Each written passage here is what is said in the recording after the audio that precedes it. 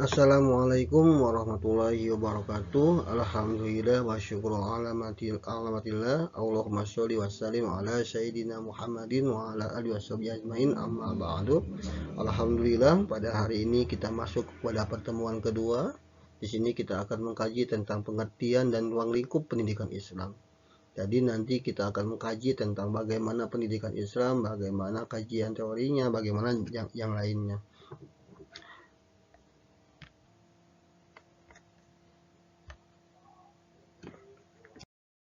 Sebelum mengawali perkuliahan, mari kita berdoa terlebih dahulu secara bersama-sama.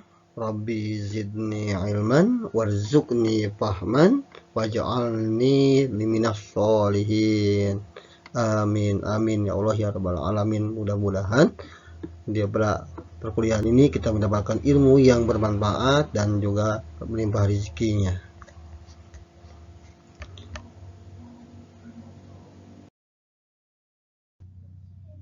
Adapun capaian tujuan pembelajaran ini yaitu mahasiswa mampu memahami pengertian pendidikan Islam dan mampu memahami tentang bagaimana ruang lingkup pendidikan Islam, sehingga setelah perkuliahan ini peserta didik atau mahasiswa harus bisa menjelaskan tentang konsep pendidikan Islam dan ruang lingkupnya.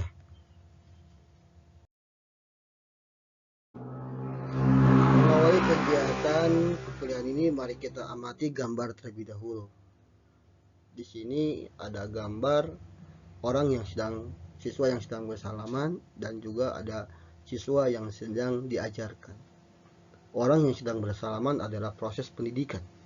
Orang yang sedang diajarkan adalah proses pembelajaran.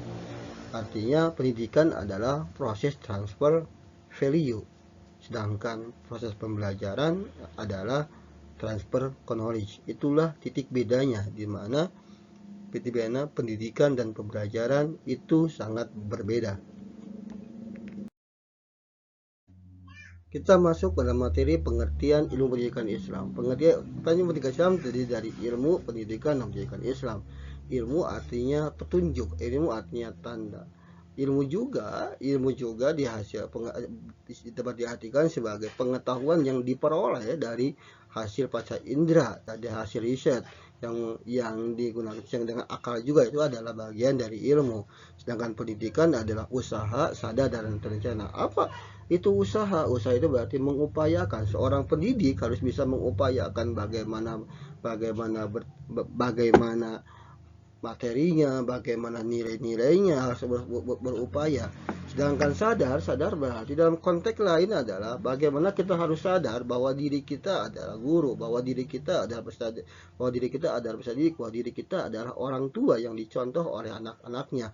Sehingga kalau semuanya sadar, insya Allah pendidikan akan tercapai dengan baik. Selanjutnya adalah pendidikan juga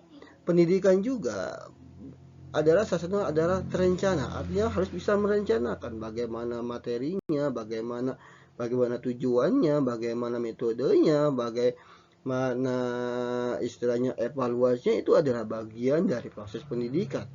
Tujuannya apa? Untuk mengembangkan spiritual keagamaan, pengendalian diri, kepribadian, kecerdasan, akhlak mulia, dan juga keterampilan. Selanjutnya adalah pendidikan Islam. Pendidikan Islam dikenal dengan empat kosakata yang ada di dalam Al-Quran. Yang pertama adalah at-tarbiyah, at-ta'lim, at-ta'lim, al-riyadhah. At-tarbiyah, apa itu at-tarbiyah? At-tarbiyah itu adalah berasal dari kata robba yarbi. Ya Bu, artinya apa? Artinya robba di sini artinya bertambah. Ini bisa dilihat di QS surat Ar-Rum ayat 39. Tarbiyah juga dapat diartikan sebagai untuk mengasuh, menanggung, istilahnya apa? Mengasuh, menanggung, memberi makan, dan juga mengembangkan, memelihara. Itu adalah bagian dari arti dari at-tarbiyah. Itu bisa dilihat dari surat Al-Isra ayat 24. Selanjutnya adalah at-ta'dib. Apa itu at-ta'dib? At-ta'dib adalah membimbing ke arah pengenalan dan pengakuan kekuasaan dan keagungan Allah. Ya, bagaimana peserta didik diberikan oleh kita sebagai cara mendidik bahwa apapun yang di dalam diri kita harus berdasarkan bahwa semuanya adalah karena Allah, semuanya adalah Allah itu ada. Allah itu memang semuanya dalam diri kita ada Allah. Artinya kita memiliki kekuatan nilai-nilai tauhid yang kuat.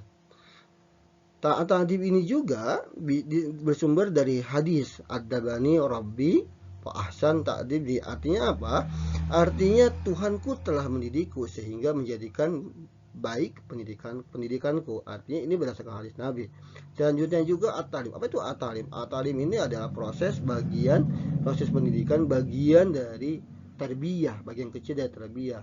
Salah satunya adalah lebih konteks, kalau at-talim itu lebih ke konteks kepada akliyah atau bersifat pada kognitif saja. Sedangkan ar-riyadhah itu atau latihan itu lebih kepada bagaimana proses pendidikan ini lebih kepada domainnya adalah afektif dan psikomotorik. Domainnya seperti itu.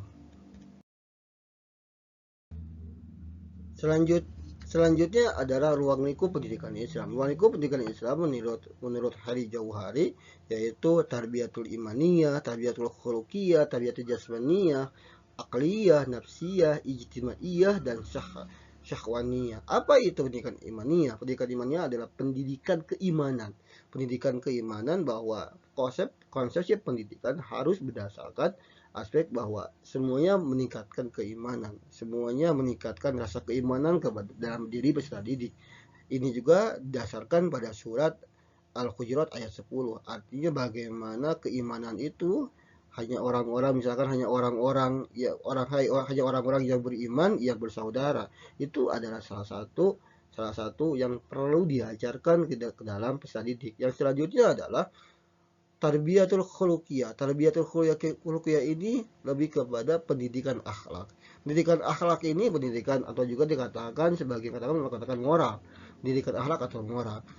Nah, ini didasarkan pada surat Al-Qalam ayat 4. Bagaimana pendidikan akhlak ini perlu diajarkan kepada peserta didik tanpa istilahnya apapun yang diajarkan. Akhlak itu bagian penting yang tidak pernah yang harus diajarkan. Bahkan nabi saja ketika diutus oleh Allah adalah untuk apa? Untuk menyempurnakan akhlak. Itu adalah nilai posisinya. Yang selanjutnya adalah pendidikan jasmani. Pendidikan jasmani adalah bagaimana pendidikan Islam menghendaki bahwa siswa harus kuat secara jasmaniahnya. Hal ini didasarkan pada Quran surat Al-A'raf ayat 31. Makan dan minumlah. Nah, makan ini berkuatnya dengan jasmani. Maka seorang pendidik harus memastikan apakah dia sehat jasmaninya ya atau tidak. Harus memastikan itu siap dulu.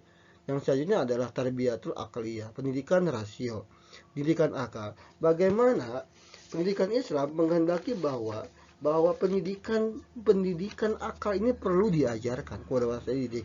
Nah, ini juga berkaitan bisa kita lihat di surat Al-Baqarah ayat 31. Bagaimana Allah mengajarkan kepada Adam tentang apa? Tentang nama-nama, dan itu adalah tentang rasio, ya, tentang akal gitu. Yang selanjutnya adalah tarbiyatun nafsiyah. Apa itu pendidikan nafsiyah? Pendidikan kejiwaan hati. Ini bisa dilihat dari mana?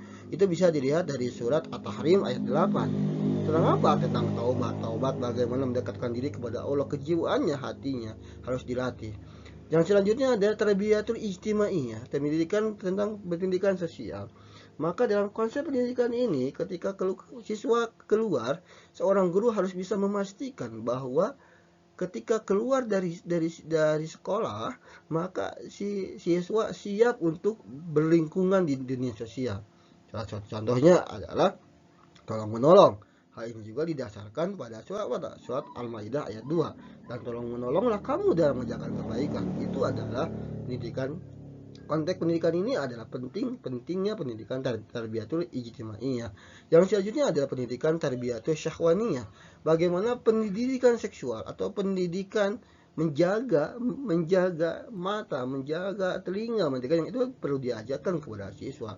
Dan itu kaitannya dengan didasarkan pada surat Al-Mu'minun ayat 5-4. Bagaimana kita harus bisa menjaga diri kita, menjaga lawan jenis kita. Nah, itu adalah tarbiyatul syahwaniyah.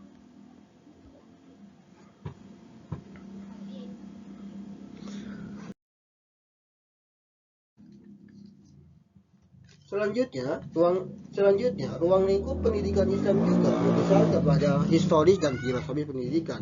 Secara historis, pendidikan Islam mengkaji tentang bagaimana sejarahnya, bagaimana berasal dari, contohnya pada kajian tentang pesantren, kajian tentang kutem, itu adalah secara historis. Bagaimana masa keemasan Islam itu juga harus diajarkan dalam ruang lingkup pendidikan Islam. Secara filsafat pendidikan Islam juga, secara filosofi pendidikan Islam itu juga bagian dari kajian pendidikan Islam. Contohnya adalah bagaimana secara ontologi, secara wahyu itu Al-Quran ini adalah bagian yang memang secara ontologisnya, sedangkan epistemologisnya adalah ke apa keislaman, dan aksiologisnya adalah akhlak itu sendiri gitu. Lalu apa tujuan pendidikan Islam? Tujuan pendidikan Islam adalah bagaimana menyempurnakan manusia yang bermuara pada pendekatan diri dengan Tuhannya. Pendekatan diri bahwa konsepnya adalah sudah mardotillah, sudah lillah. Bahkan kalau saya katakan harusnya kita ini udah malu billah, malu dalam diri kita sudah ada Allah dalam diri kita. Artinya itu, artinya malu apapun itu, maka ketika berbuat dosa pun akan malu. Tujuannya ada selanjutnya bagaimana manusia itu dalam pendidikan Islam juga harus bermuara pada apa? Pada muara kebaikan, kebahagiaan dunia dan akhirat, seimbang dua-duanya. Dalam konsepsi kurikulum pun proses pembelajaran itu harus berkisar kepada 3 hal ini. Bagaimana hubungan dengan Allah, hubungan dengan manusia, hubungan dengan alam. Bagaimana hubungan Allah, berbuat baik, zakat, sedekah, dan juga yang lainnya. Hubungan dengan Allah kita bisa saja kita mengajarkan tentang sholat dan juga yang lainnya. Nah, mengajarkan hubungan dengan manusia, dengan alam itu juga perlu dalam pendidikan Islam, sehingga diwajibkan diajarkan konteks 3 ini. Selanjutnya adalah alat dan lingkungan pendidikan Islam. Dalam kajian pendidikan Islam, lingkup salah satunya adalah bagaimana pendidikan Islam itu juga harus, salah satu faktor pendukungnya adalah lingkungan. Bagaimana lingkungan itu ada, bagaimana bentuk lingkungannya, bagaimana apakah lingkungan itu mempengaruhi atau tidak, itu haruslah dikaji lebih dalam.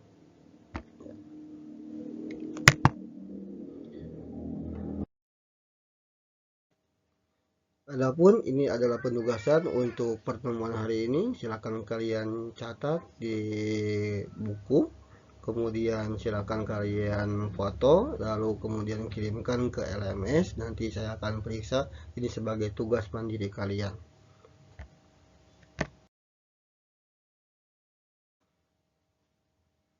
Akhir kata, mari kita membaca doa secara bersama-sama dengan doa membaca doa kifaratul majlis, yaitu subhanaka Allahumma wa bihamdika asyhadu an la ilaha illa anta astaghfiruka wa atubu ilaih.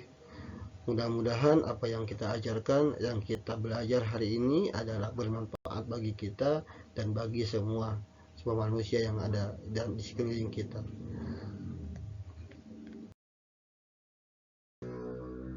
Akhir kata, saya ucapkan terima kasih atas sebesar-besarnya. Mohon maaf jika ada kata-kata yang salah.